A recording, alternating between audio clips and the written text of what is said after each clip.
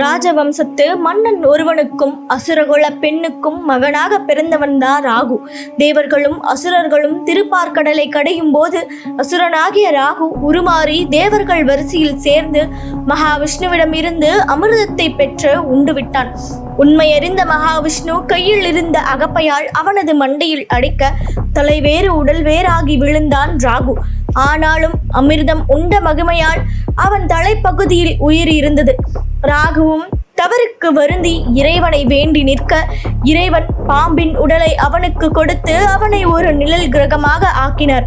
ராகுவுக்கு உகந்த நிறம் நீளம் என்பதால் அணிகின்ற ஆடை மட்டுமல்ல, இவருக்கு செய்கின்ற பாலாபிஷேகம் கூட தலை மீது ஊற்றும் பால் தலையில் இருந்து வழிந்து உடல் மீது வரும்போது பாலின் நிறமும் நீல நிறமாக மாறிவிடும்.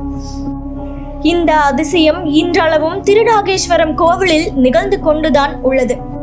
பொதுவா ராகு பகவான் மனித தலை நாக உடலோடு தான் காட்சி தருவார். ஆனா இந்த கோவில்ல தனி சந்நிதியில மனித வடிவில காட்சி தந்து தம்மை வழிபடுபவர்களுக்கு கிரகதோஷம் நீக்கி ராஜயோகம், பதவி, தொழில், வளமான வாழ்வு, எதிர்ப்புகளை சமாளிக்கும் திறன், வறுமை, நோய் நீக்கம், கடன், வெளிநாட்டு பயண யோகம் ஆகியவற்றை அருளச் செய்றாரு.